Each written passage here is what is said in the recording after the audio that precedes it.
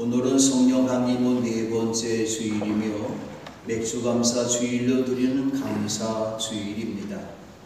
2019년을 시작하면서 지난 6개월 동안 우리의 삶을 불꽃 같은 눈동자로 지켜주시고 사랑의 팔로 보호해 주시고 생명의 빛으로 인도해 주신 하나님께 찬양과 영광과 감사의 예물을 드리며 영과시르로 예배드리는 성도 여러분에게 하나님의 더욱 크신 사랑과 은혜가 항상 함께 하시기를 주님의 이름으로 축원합니다. 금년에도 우리 교회 밭에 일남성에도 심은 옥수수와 고구마가 비를 맞으면서 쑥쑥 자라나고 있고 벌써 수술이 올라오고 있습니다. 올여름 우리 모든 성도들이 즐겁게 옥수수 하모니카를 함께 부는 날이 올 것입니다. 기대하셔도 좋습니다. 또 우리 김영순 장로님께서 저희 집 화분에 심어주신 토마토가 빨갛게 또 탐스럽게 열매를 맺어서 제가 몇 개를 따서 저희 집에 가져왔습니다. 참 무더운 여름이죠. 7월달 들어서 우리나라에 이렇게 찜통, 열통 이런 무더위는 오래간만이라고 합니다. 무더운 여름이지만 여름이 있어야만이 과일을 열매를 맺을 수가 있는 것이죠. 싱싱한 참외, 수박, 복숭아, 살구, 사두, 사과, 핵과일과 곡식을 먹을 수 있으니 참으로 좋은 계절입니다.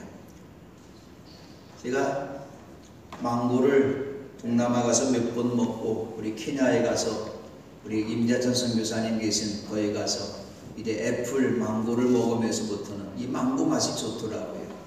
근데 우리나라에서도 애플 망고가 나오고 있어요.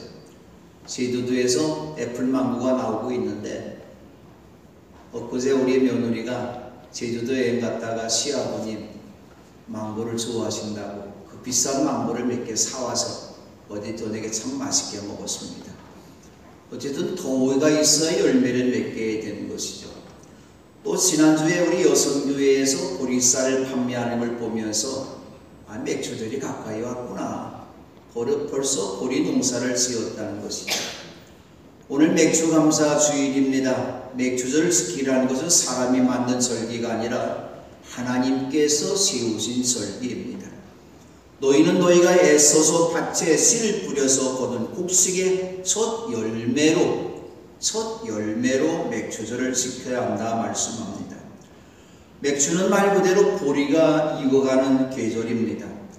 그런데 요즘 우리는 보리 농사를 짓는 분이 없어요. 옛날에는 농촌마다 보리를 많이 심고 있습니다만은 요즘에는 우리 전국에 보리 농사를 짓는 분이 별로 없고 제가 알기로는 우리 매포 동네에서도 보리 농사 짓는 분이 없고 아마도 우리 교우들 가운데서 보리를 심은 분은 한 분도 없는 것 같습니다. 그러니까 보리 농사를 짓지 않으니까 맥주절은 보리 농사를 지어도 추수한 다음에 맥주감사 주일을 지켜야 되는데 보리 농사를 짓지 않으니까 지키지 않아도 생각하는 분이 있는 것 같죠. 지키지 않아도 된다 그런 이야기죠. 그런데 보십시다. 지금 우리는 첫 열매 보리보다도 더 좋고 많은 열매와 곡식들을 거두고 있는 것이죠. 그러므로 더 좋은 것을 먹고 있는다면 우리는 맥주절을 지킨다는 건 너무나 당연하다고 하는 것이죠. 이제 지난주 2019년 지나오면서 벌써 절반이 딱 지나갔어요. 오늘부터 이제 절반이 남은 시간을 시작하는 주일인데 우리가 지난 시간 동안 우리의 삶의 자리를 뒤돌아볼 때 우리가 살아온 하나님의 은혜가 아닌 것 하나도 없어요. 호흡할 수 있는 것 하나님의 은혜죠. 우리가 일용할 양식을 얻기 위해도 건강에 일용할 수 있는 것 하나님의 은혜죠. 내 사랑하는 가족과 함께 밥을 함께 먹을 수 있는 것, 행복한 가정을 세워나갈 수 있는 것 하나님의 은혜라는 것이죠. 오늘 우리가 이렇게 하나님의 전에 나와서 주일날 예배할 수 있는 것도 하나님의 은혜라고 하는 것이죠.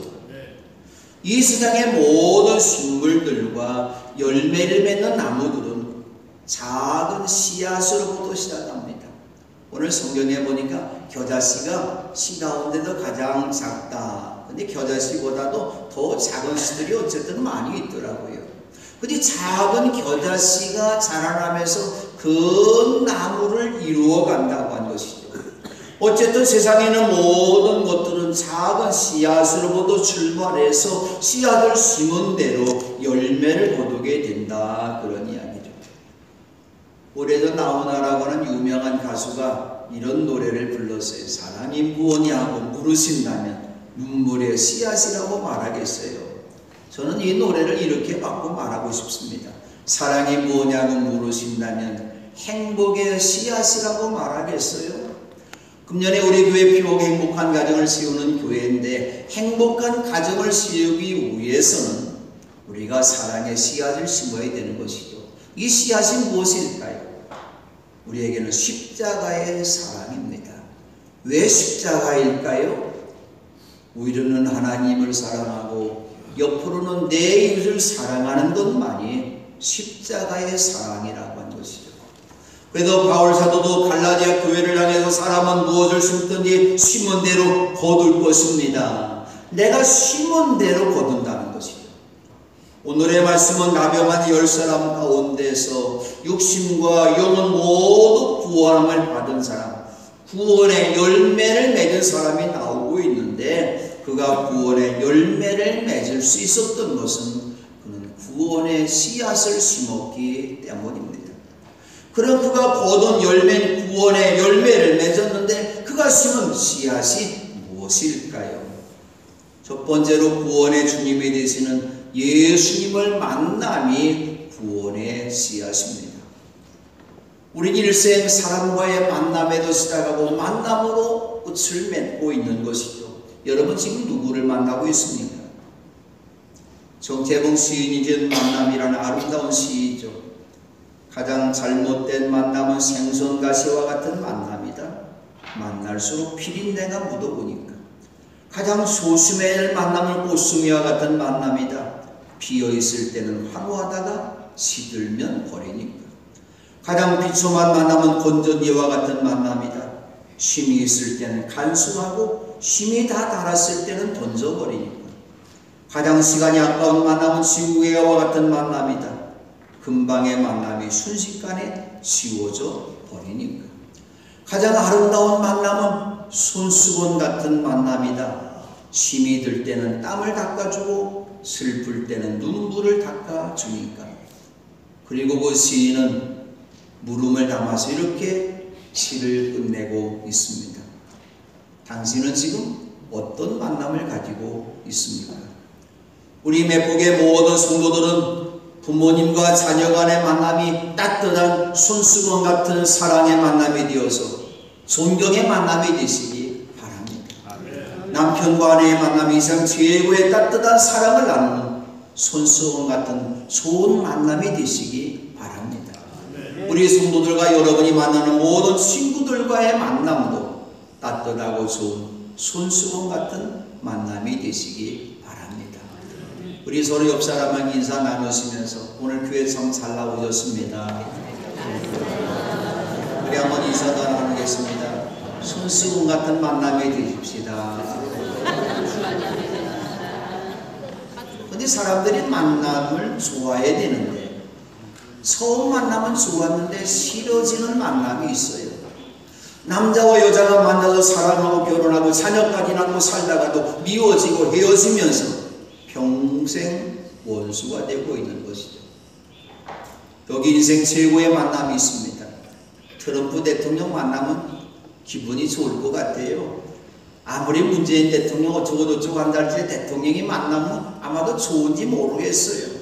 돈 많은 재벌과의 만남이 좋은지 모르겠어요. 그러나 인생 최고의 만남, 영원히 이어질 수 있는 만남이야말로 그것은 바로 우리를 구원하시고 사랑하시는 예수님과의 만남이 인생 최고의 만남입니다. 오늘의 말씀에도 예수님을 만난 10명의 나병 환자가 나오고 있습니다. 근데 보십시다. 그들이 예수님을 만난 것이 아니라 예수님께서 어떤 마을을 지나가시다가 나병 환자 10사람을 만나셨다.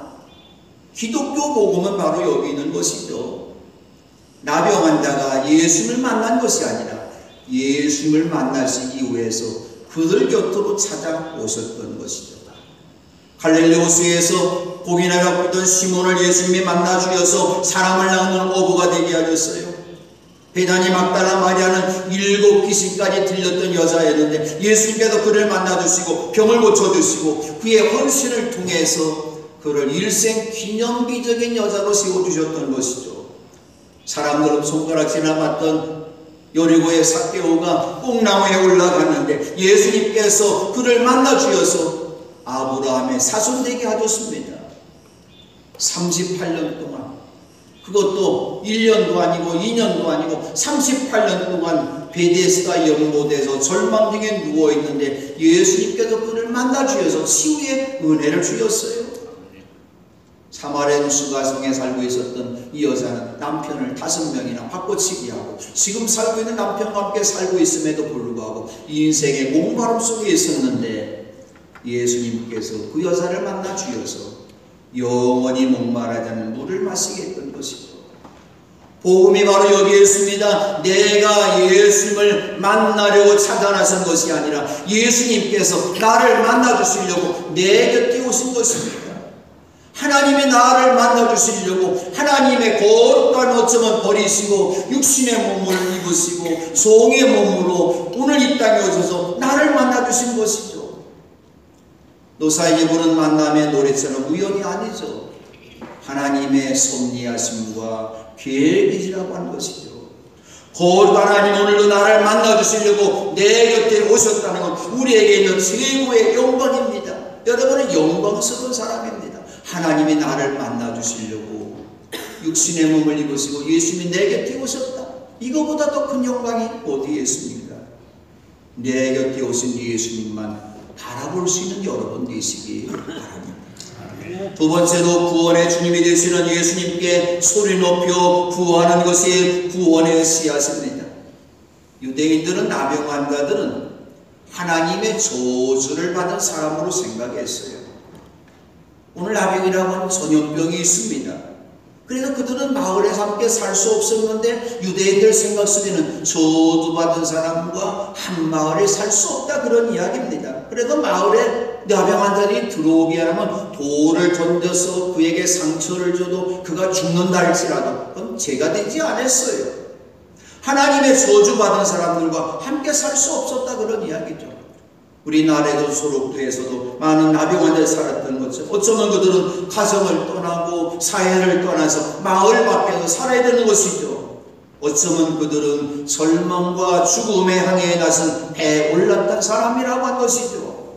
그에게 희망을 줄 사람이 전혀 없습니다. 앞을 봐도 뒤를 봐도 하늘을 봐도 절망만이 그들의 삶의 살이었던 것이죠. 죽음의 순례자들인 것이죠. 그런데 예수님께도 그들을 만나 주셨어요. 나병 환자는 이 기회를 놓치지 않았습니다. 지금 자기들 앞에 멀리 지나가고 계시는 분이 예수님이라는 것을 단번에 알아보았던 것이죠. 예수님께서 공생애를 시작하시면서 온 갈릴리를 두루다니면서 해당에서 하나님의 말씀을 가르치시고 하늘나라 복음을 선포하시고 백성들 가운데 모든 질병과 아픔을 고쳐주셨는데 이 소문이 시리아까지 퍼지면서 이 소문 들었던 많은 사람들이 질병과 고통을 앓고 있는 내 남편, 내 아내, 내 자녀들, 내 친구들을 예수님 앞에 데려왔는데 모두가 병고침 받았어요. 이 소문을 많은 사람들이 듣고 있습니다. 그래서 많은 사람들이 예수님 앞에 또다시 찾아갑니다. 예수님 앞에만 가면 인생의 모든 문제 해결될 거야. 우리 모든 병이 고침받을 거야. 귀신 들렸어도 귀신이 나갈 거야. 이 많은 사람들이 예수님을 찾아 나섰는데 나병 환자 예수님이 어디 계시다 할지라도 찾아갈 수 없어요. 그런데 예수님께서 그들을 만나 주시려고 찾아오셨던 것이죠. 그러나 그들은 예수님 앞에 가까이 가지를 못했어요. 돌에 맞아 죽을 수 있어요. 그냥 멀찍이 서서 소리를 높여서 말합니다. 예수 선생님, 우리를 불쌍히 여겨주십시오. 무엇을 말하고 있습니까? 나병 환자 외침은 소리를 높인 기도였습니다. 하나님, 우리가 입을 열지 않아도 내 마음으로만 기도해도 하나님은 우리의 기도를 다 들으십니다. 아버지, 새벽에 나와서 다른 기도할 거 없어요. 하나님, 아버지, 내 마음 아시죠?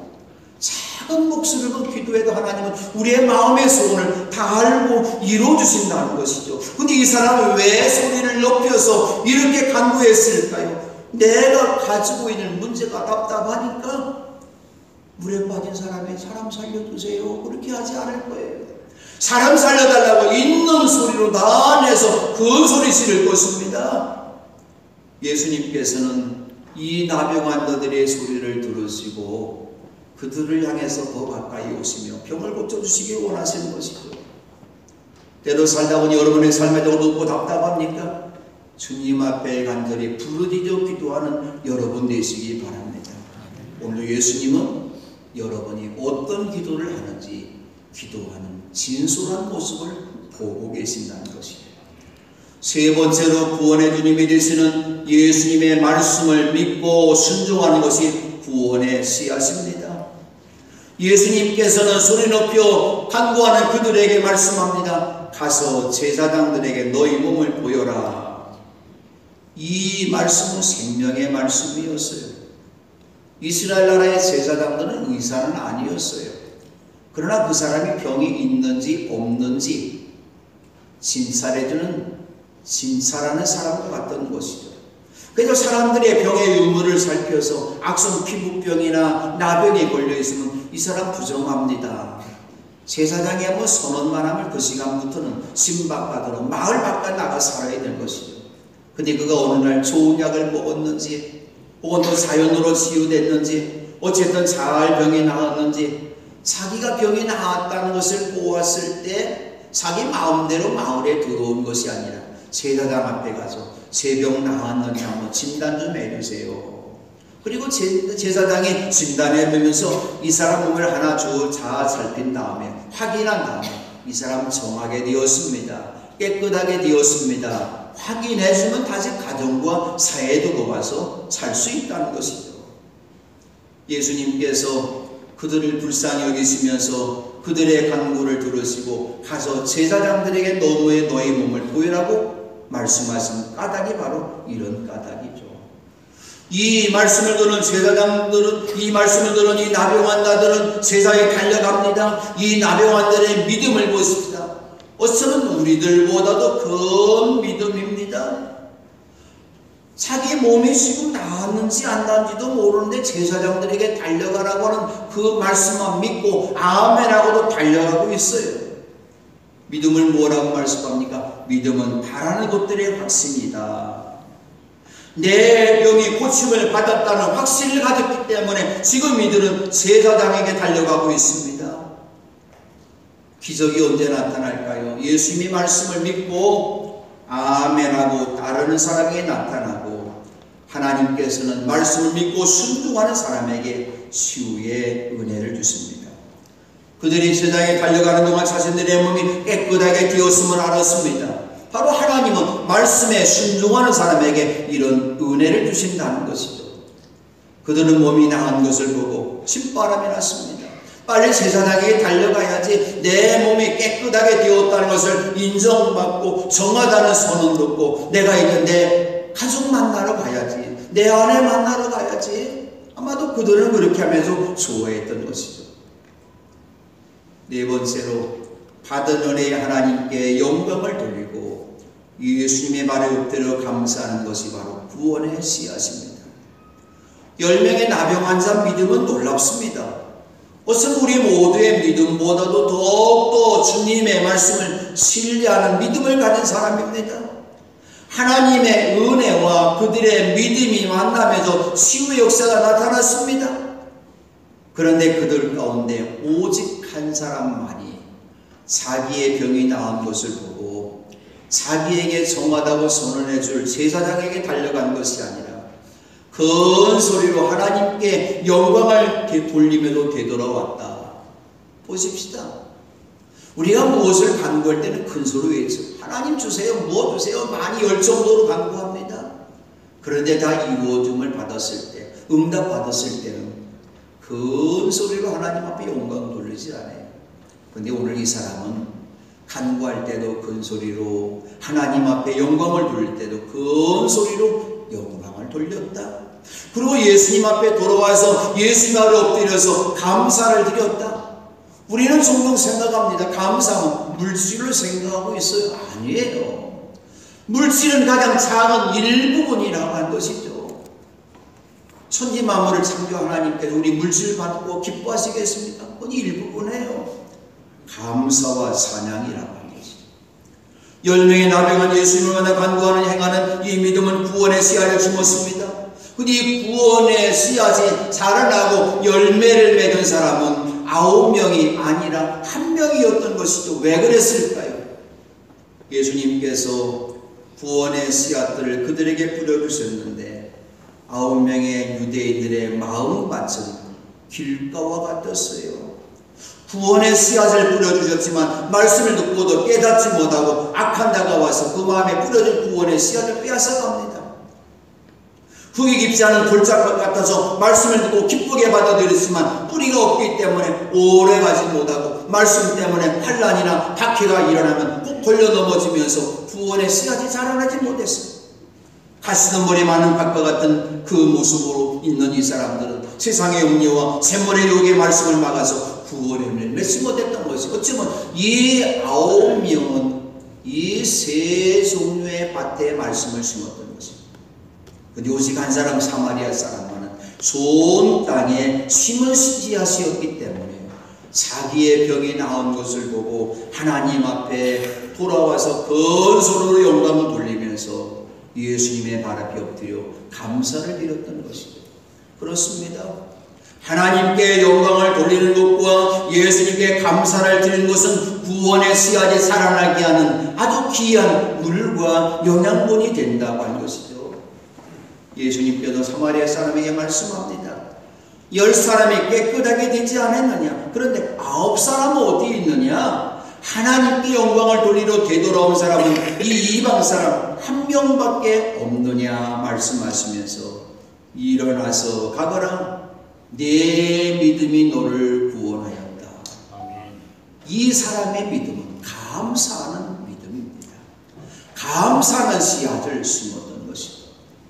이 땅에 많은 사람이 있습니다. 누구나 다 성공하기 원하고 실패하기 원하는 사람 한 사람도 없어요. 가정생활도 성공하기 원합니다. 사회에서도 성공하기 원합니다. 그런데 성공한 사람과 실패한 사람 차이가 무엇일까요? 실패한 사람은 무슨 일을 만날 때마다 늘 원망과 불평합니다. 저 사람 때문에, 나 때문이 아니라 저 사람 때문에 어려움 당한다는 거예요. 저 사람 때문에 내가 이 고통 당한다는 거예요. 그런데 승리하는 사람은 아니지. 비록 어려운 일을 당했어도 감사하다. 오늘 이 일 때문에 내 신앙이 자랄 감사하다. 감사하는 사람이라고 하는 것이죠. 여러분 지금 행복한 가정을 세워나가는 여러분의 가정 되었습니까? 여러분이 가장 행복합니까? 행복하다고 말하는 사람은 감사가 풍성한 사람이지만 우리가 아직 행복하지 않은 것 같아. 어쩌면 우리의 삶의 다리가 감사가 조금 부족한지 모르겠어. 우리 스스로에게 물어보시기 바랍니다. 지금까지 감사하며 살았는지 원망함과 불평을 살았는지 내 자신을 한번 돌아보십시다. 감사라는 말보다 위대한 말이 없습니다.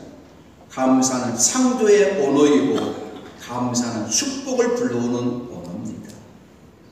엘리야 선지자는 가난한 사르밧가보가 준 한 개의 빵을 두고 감사했어요. 여러분 이런 그림을 다 보셨겠죠. 늙은 노인이 빵 한 개와 한 그루의 숯불을 앞에 놓고 감사하기도 하는 모습이죠. 그 그림 속에 나오는 모습을 보십시다. 세상에서 가장 행복한 사람의 모습입니다. 여러분 이 노인같이 행복한 사람, 감사의 기도를 드리는 사람이라는 거죠. 그러므로 그리스도는 어떤 사람을 말할 때 그리스도인입니까? 예수 믿고 복 받아도 자녀가 잘 되고 돈이 많은 재벌이 되고 많은 높은 학식을 받아도 박사가 되고 그 사람이 그리스도인입니까? 아니에요. 그리스도인은 감사가 넘치는 사람입니다. 그러므로 하나님 앞에 감사함으로 예배드릴 때 하나님께서는 그 사람의 자리를 더 높여 주시는 줄로 믿습니다. 하나님께도 다윗에게 놀라운 복을 주신 까닭이 무엇일까요?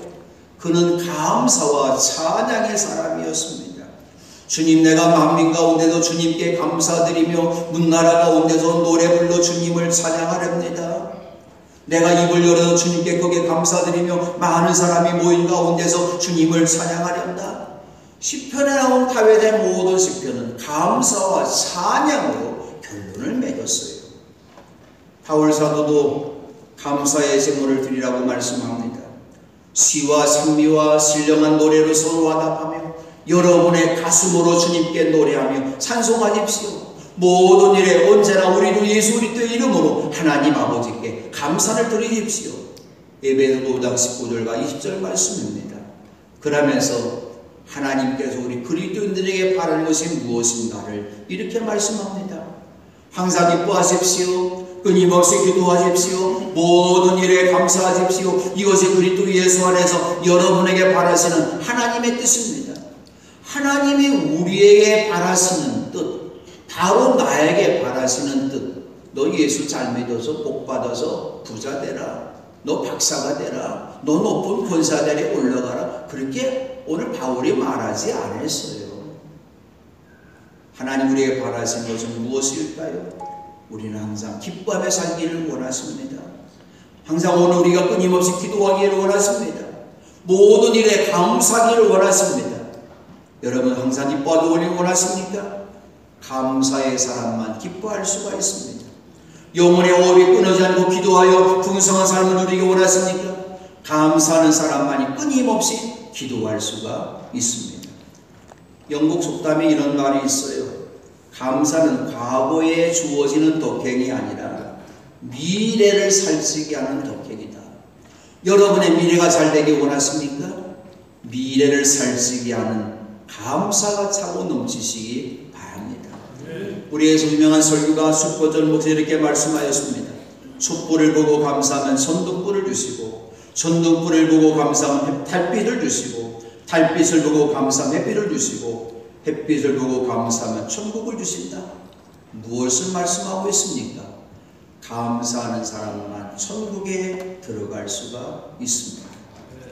오직 한 사람, 사마리아 사람이 자기 병 나은 것을 보고 큰 소리로 하나님께 영광을 돌리면서 되돌아와서 예수님의 발 앞에 엎드려 감사드렸을 때 예수님께서는 그의 육신의 몸뿐만 아니라 영혼까지 구원해 주셨어요.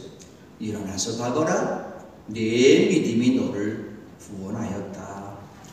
이 감사가 여러분이 있을 때 주님 앞에 감사하지만 십자가의 감사는 하나님 앞에 감사하지만 내가 살고 있는 우리의 모든 사람 앞에 감사하는 것이죠. 남편에게 감사하십시다. 남편이 당신에게 행복을 줄 것입니다. 아내에게 감사하십시다. 아내가 당신에게 행복을 줄 것입니다. 부모님에게 감사하십시다. 부모님 여러분을 더 큰 사랑을 베풀어 주실 것입니다. 자녀에게 감사하십시다. 자녀가 여러분에게 더 큰 공경을 할 것입니다. 어쩌면 나를 힘들게 하는 사람이 있어요. 그 사람에게도 감사하십시다. 그 사람이 여러분 속에 있는 보석을 보게 될 것입니다. 이제 구원의 씨앗은 무엇입니까? 구원의 열매는 무엇입니까? 감사입니다. 그러므로 잠자고 있는 감사가 깨어나서 진심으로 하나님 앞에 큰 소리로 영광을 돌려드리고 예수님의 발 앞에 무릎 꿇고 진정으로 감사하는 감사의 사람들 되시기를 주님의 이름으로 축원합니다. 아멘. 아버지 은혜 감사합니다.